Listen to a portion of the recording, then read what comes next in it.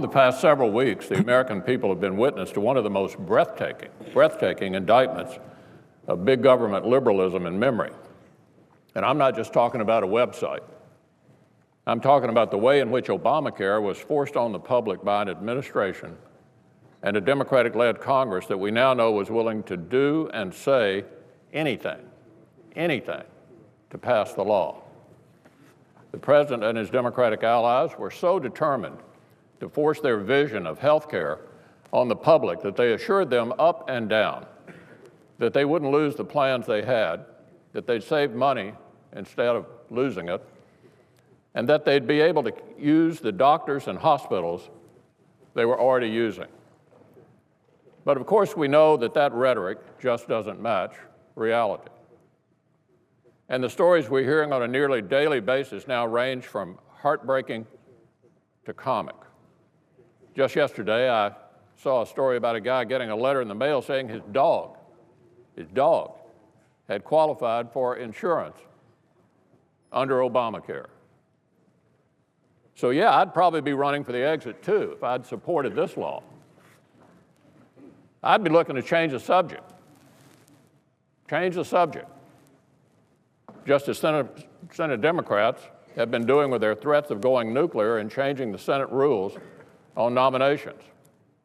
If I were a senator from Oregon, for example, which hasn't enrolled a single person for the Obamacare exchange, I'd probably want to talk about something else too. But here's the problem with this latest distraction. It doesn't distract people from Obamacare, it reminds them of Obamacare. It reminds them of all the broken promises. It reminds them of the power grab. It reminds them of the way Democrats set up one set of rules for themselves and another for everybody else. One set of rules for them and another for everybody else. Actually, this is all basically the same debate.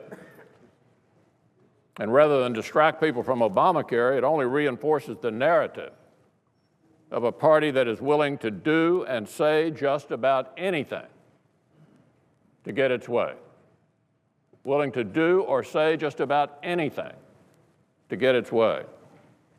Because that's just what they're doing all over again. Once again, Senate Democrats are threatening to break the rules of the Senate,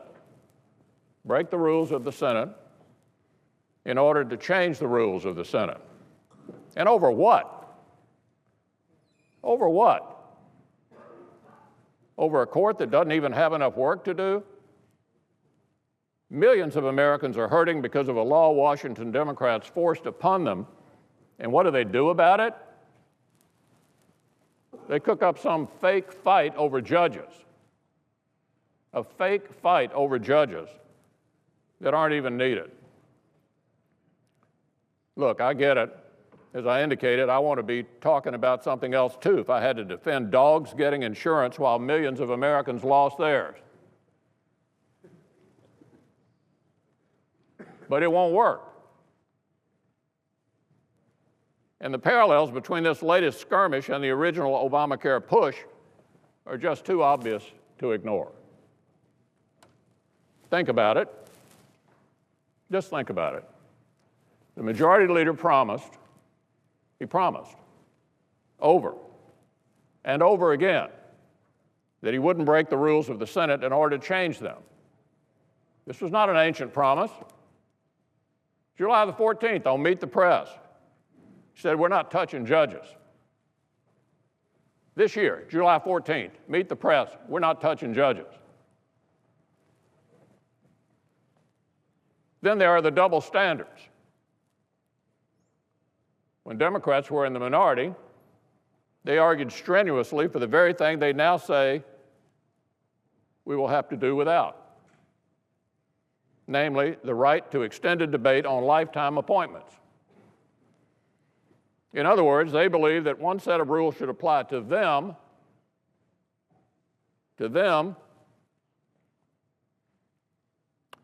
and another set to everybody else.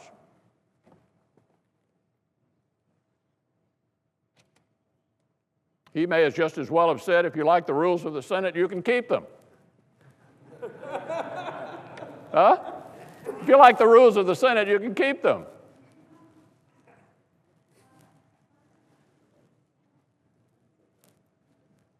Just the way so many Democrats in the administration and Congress now believe that Obamacare is good enough for their constituents, but then when it comes to them, their political allies, their staffs, well, of course, that's different. And let's not forget about the raw power at play here. On this point, the similarities between the Obamacare debate and the Democratic threat to go nuclear on nominations are inescapable. Inescapable. They muscled through Obamacare on a party line vote and didn't care about the views of the minority. Didn't care one whit about the views of the minority. And that's just about what they're going to do here. The American people decided to give the Democrats, not to give the Democrats the House, or to restore a filibuster-proof majority they had in the Senate back in 2009. And our Democratic colleagues don't like that one bit. They just don't like it. The American people are getting in the way of what they'd like to do. So they're trying to change the rules of the game to get their way anyway. They said so themselves. Earlier this year, the senior senator from New York said they want to fill up the D.C. circuit one way or the other. Fill up the D.C. circuit one way or the other. And the reason is clear. As one liberal activist put it earlier this year, President Obama's agenda runs through the D.C. circuit. Can't get what you want through the Congress because the American people in November 2010 said they'd had enough. They issued a national restraining order after watching 2 years of this administration unrestrained. So now their agenda runs through the bureaucracy and through the D.C. circuit. As I said, in short, unlike the first 2 years of the Obama administration, there's now a legislative check on the president. And the administration doesn't much like checks and balances. So it wants to circumvent the people's representatives with an aggressive regulatory agenda. And our Democratic colleagues want to facilitate that by filling up a court that will rule on his agenda. A court that doesn't even have enough work to do, especially if it means changing the subject from Obamacare for a few days. And get this, they think they can change the rules of the Senate in a way that benefits only them. They want to do it in such a way that President Obama's agenda gets enacted, but that a future Republican president couldn't get his or her picks for the Supreme Court confirmed by a Republican Senate using the same precedent our Democratic friends want to set. So they want to have it both ways. But this sort of gerrymandered vision of the nuclear option is really just wishful thinking. As the ranking member of the Judiciary Committee, Senator Grassley, pointed out yesterday, the majority leader changes the rules for some judicial nominees. He's effectively changing them for all judicial nominees, including the Supreme Court, as Senator Grassley pointed out just yesterday.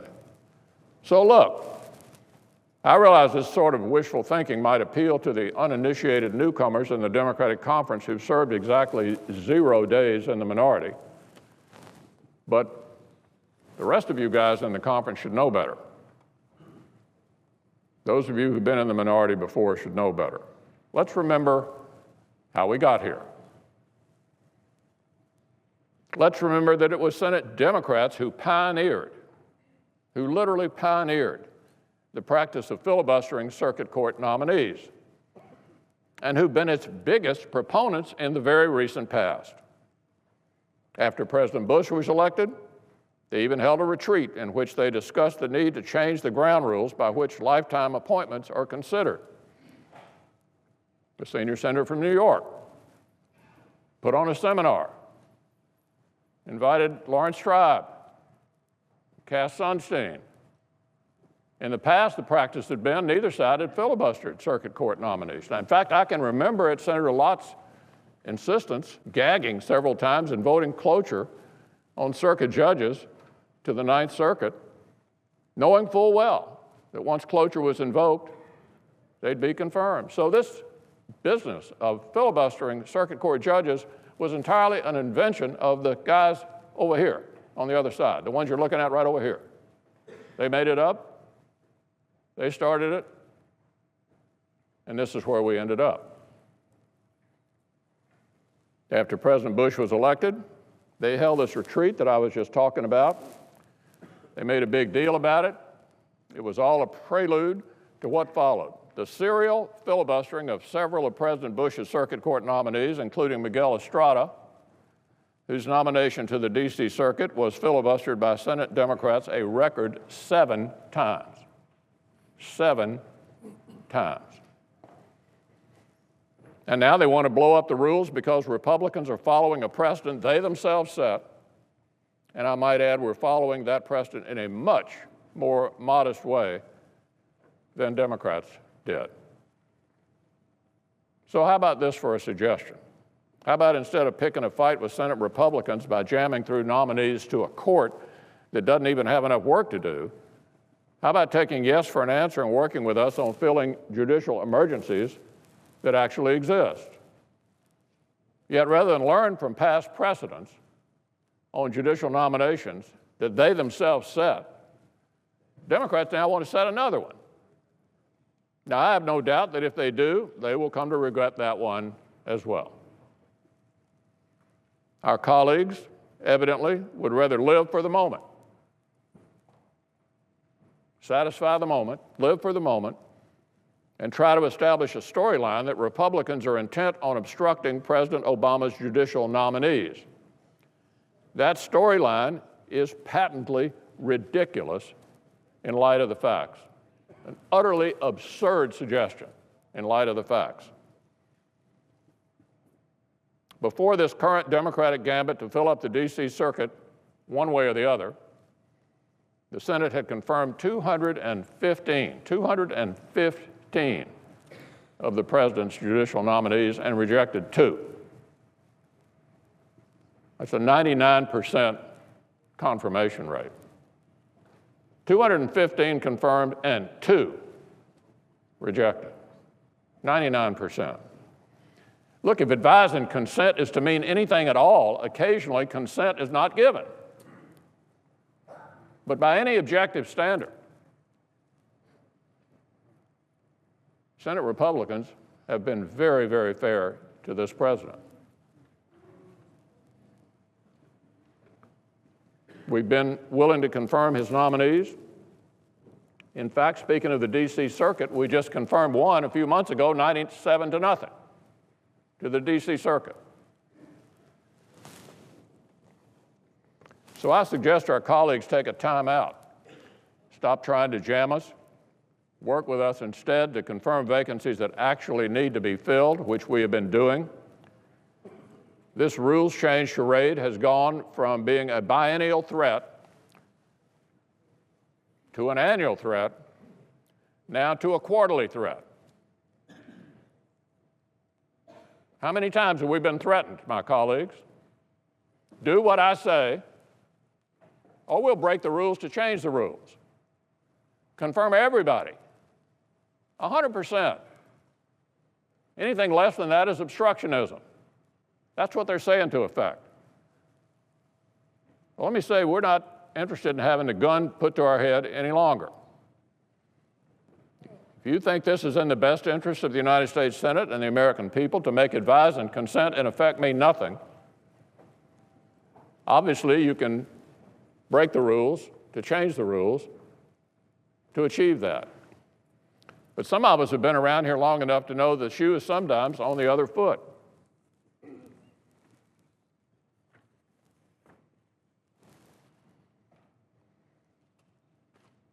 This strategy of distract, distract, distract is getting old.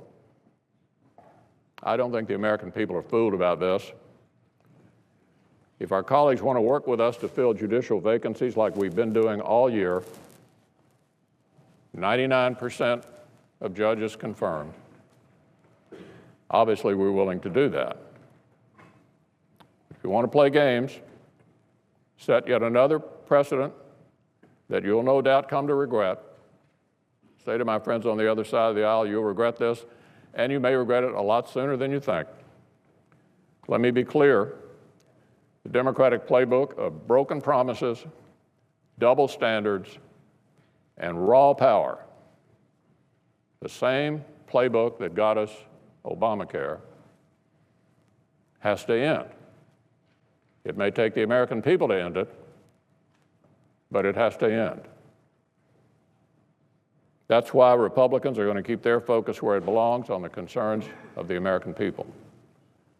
It means we're going to keep pushing to get back to the drawing board on health care, to replace Obamacare with real reforms that do not punish the middle class, and we'll leave the political games to our friends on the other side of the aisle.